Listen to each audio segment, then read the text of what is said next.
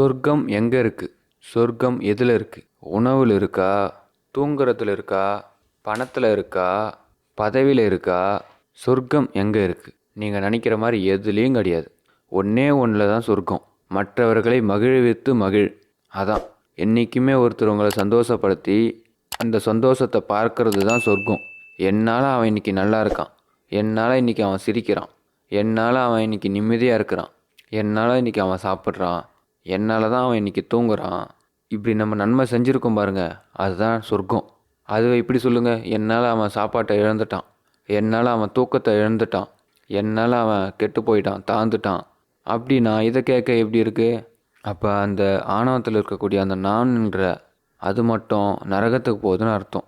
ஒரு மனுஷனோட நல்லா கவனிங்க, ஒரு மனுஷனோட பிறப்பில் நம்மால் ஒருத்தருடைய சாப்பாட்டுக்கு தடங்கள் வரக்கூடாது, நம்மால் அவனுடைய தூக்கத்துக்கு கஷ்டம் வரக்கூடாது. நான் சில நேரங்களில் சொல்லுவேன், மத்தியான நேரத்தில் சில பேர் தூங்குவாங்க, போயிட்டு காலிங் பெல் அடித்து எழுப்பக்கூடாது. ராத்திரியில் தூங்குறவங்களாம் காலிங் பெல் அடித்து எழுப்பக்கூடாது. ரொம்ப முக்கியமாக இருந்தால் மட்டும் பண்ணலாம், ரொம்ப அர்ஜென்ட்டாக இருந்தால் அடிக்கலாம், தப்பு இல்லை. சில பேர் 9 மணிக்கு தான் பார்த்திங்கன்னா பத்திரிக்கை வைக்க வருவாங்க. அதுவும் மத்தியானத்தில் கல்யாண பத்திரிக்கை வைக்க நிறைய பேர் வருவாங்க. இந்த பத்திரிக்கை வைக்கிறதுக்குனே சில நேரங்கள்லாம் இருக்குது. 12 மணிக்குள்ளே போகணும், அப்படி இல்லைனா சாயந்தரம் 4 மணிக்கு மேலே போகணும். கல்யாணத்துக்கு தான் நம்ம பத்திரிக்கை வைக்க போவோம். அவங்க அப்போ தான் நிம்மதியாக சாப்பிட்டு தூங்க போயிருப்பாங்க. அப்போ என்ன பண்ணோம்? அவனுடைய சுகத்தையும் நம்ம கெடுக்கிறோம், நம்ம சின்ன மன கஷ்டத்தையும் ஏற்படுத்திக்கிறோம். வாங்க கல்யாணமாக வச்சுருக்கீங்களா, வாங்க வாங்க அப்படின்னு நம்ம வந்துடுறோன்னு சொல்லுவாங்க. அப்படியே வந்துடுறேன்னு சொல்லுவாங்க. இதெல்லாம் யாருக்கு சொல்கிறேன்னா துலா ராசிக்கு தான். துலா ராசியில் பிறந்தவர்கள் நிச்சயமாக மற்றவர்களை சந்தோஷப்படுத்தி பார்க்கக்கூடியவர்கள். அதுதான் அவங்களுக்கு சொர்க்கம். மற்றவர்களை கெடுத்து விட்டு வேதனைப்பட வைக்கக்கூடியவர்கள் அவர்கள் கிடையாது. ஆனால் அதே துலா ராசிக்காரங்க கொஞ்சம் வார்த்தைகளை விடுவாங்க.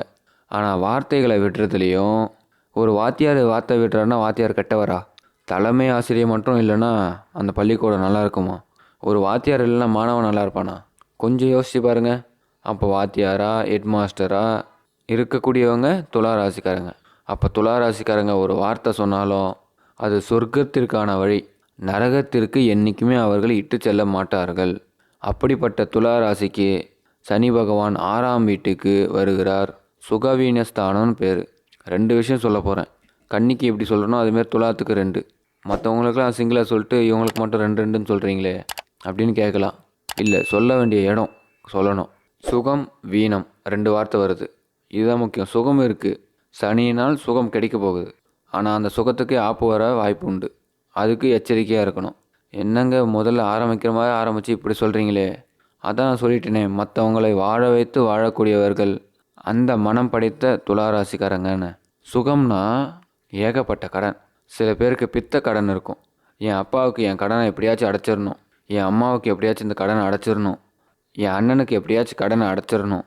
பணம் கடன் கிடையாது, பாச கடன், பிறந்த கடன். இந்த கடனெல்லாம் இப்போ அடைக்கிறதுக்கு முயற்சி பண்ணுவீங்க, இது நடக்கும். ஒரு உறவை கூட விலகக்கூடாது, ஒரு உறவு கூட பிரியக்கூடாது அப்படின்றதுல நேர்த்தியாக இருப்பீங்க. இதுவும் ஒரு கடன் தான். என்ன பண்ணுறது? கடன்பட்ட மனசு நம்ம வாழ்க்கையில். அப்படி இந்த கடனை அடைப்பீங்க. இது ஒரு பக்கம். அது பணக்கடன். யாருக்கிட்டையாச்சும் பணத்தை வாங்கியிருந்தோன்னா அந்த பணத்தை எப்படியாச்சும் அடைக்கணும். அதை அடைக்கிறதுக்கு பகவான் வழி கொடுப்பார். இதுதான், நீங்கள் ஒன்றும் பண்ண வேணாம், பகவான் வழி கொடுப்பார், சுவாமி வழி கொடுப்பார், சிவபெருமான் வழி கொடுப்பார். நீங்கள் வணங்கும் தெய்வத்தையும் நீங்கள் சென்று வணங்கும் கோவிலையும் தெய்வத்தையும் கமெண்ட்டில் சொல்லுங்கள்.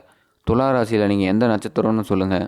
சப்ஸ்கிரைப் பண்ணிக்கோங்க. தொடர்ந்து சனி பெயர்ச்சி வீடியோக்களும் இந்த ஆண்டை எப்படி கையாளணும்னு சொல்லிட்டு தெரிஞ்சுக்கலாம். பெல் ஐக்கானும் கிளிக் பண்ணிக்கோங்க. உங்களுக்கு துளாராசியில் இருப்பது பெருமையாக இருக்குன்னா லைக் பண்ணுங்கள். இந்த சுவாமி சிவபெருமான் ஏதோ ஒரு ரூபத்தில் குரு தட்சிணாமூர்த்தியாக உங்கள் பக்கத்தில் வருவார். நல்ல ஞானத்தை கொடுத்து தென்முக கடவுள் உங்களை தேயாமல் காப்பாற்றுவார். எப்படி காப்பாற்றுவார்? தேயாமல்.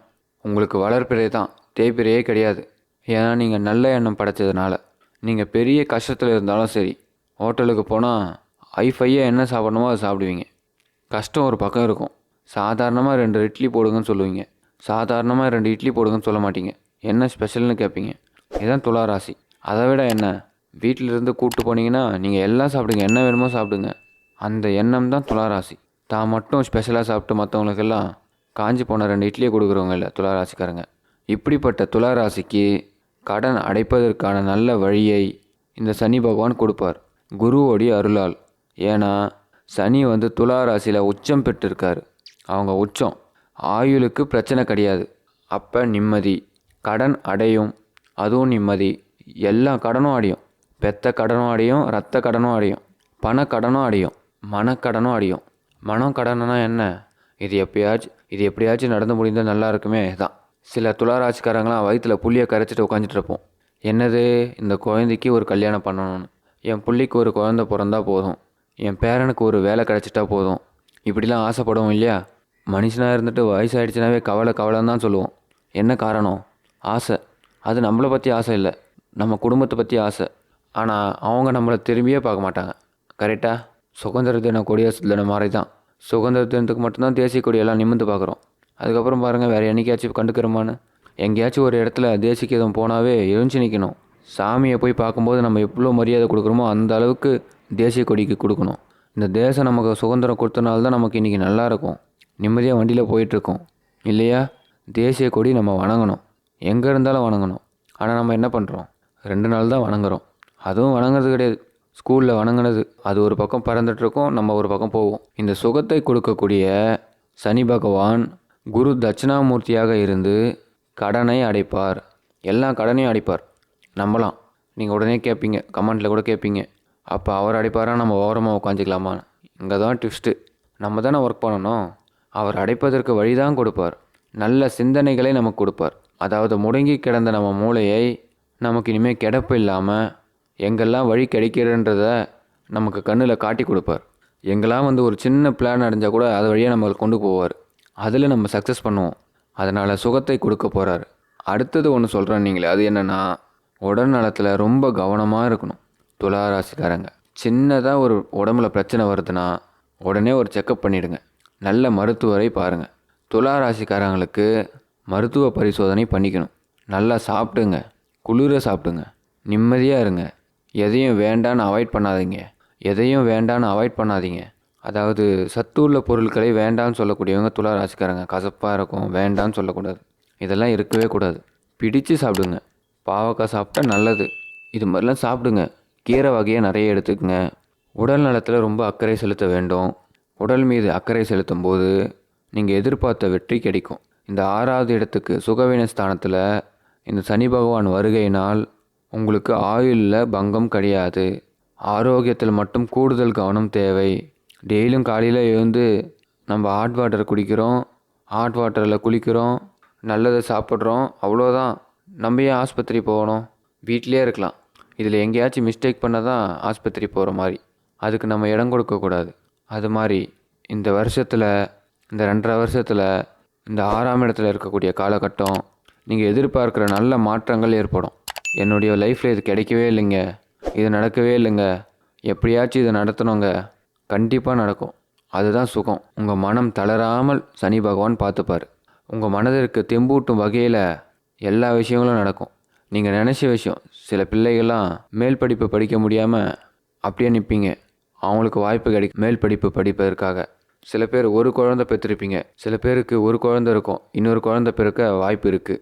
எப்படியாவது இன்னொரு குழந்தை கிடைச்சிதான் நல்லது சார் அப்படின்னு இப்போ கண்டிப்பாக உருவாகும் அந்த நேரம் இது.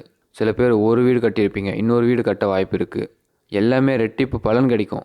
வீடே கட்டலைனாங்க அப்போ நீங்களும் கட்டுவீங்க, கண்டிப்பாக வீடு அமையும். வாகன யோகம், வீடு யோகம், இது எல்லாம் உங்களை சந்தோஷப்படுத்தக்கூடிய நேரம். சில பேர் உங்களுக்கு கடன் கொடுக்கவே தயங்கியிருப்பான்.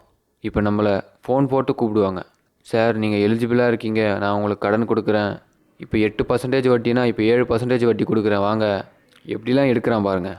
அப்புறமா அந்த ஃபீஸ் இந்த ஃபீஸுன்னு நிறைய வாங்கிடுவாங்க. அது வேறு விஷயம். ஆனாலும் நம்ம ஆசையை உண்டாக்குவாங்க. அதை கண்டு நமக்கு ஒரு வெற்றி கிடைக்கும். ஆக கடன் தொந்தரவுகள் நீங்கும். பெரிய அளவில் முன்னேற்றங்கள் ஏற்படும், வசதிகள் ஏற்படும், வாழ்க்கையில் நல்ல உயர்வு ஏற்படும். இந்த காலகட்டத்தில் குரு தட்சிணாமூர்த்தியை அதிகமாக வழிபாடு பண்ணிங்கன்னா நன்மைகள் அதிகமாக இருக்கும். சிவனை வழிபாடு பண்ணுங்கள். நிச்சயமாக துளாராசிக்காரங்க துக்கம் இல்லாமல் சிறப்பாக இருப்பீர்கள். உங்களுக்கு துளாராசியில் இருக்கிறது பெருமையாக இருக்குன்னா லைக் பண்ணுங்கள், கமெண்ட்டில் உங்கள் கருத்துக்களை சொல்லுங்கள். எந்த கோவிலுக்கு சென்று எந்த தெய்வத்தை வணங்குறீங்கன்னு சொல்லிவிட்டு சப்ஸ்கிரைப் பண்ணி பெல் ஐக்கனை கிளிக் பண்ணிக்கோங்க. அடுத்தடுத்து வீடியோ வந்துக்கிட்டே இருக்கும். நன்றி.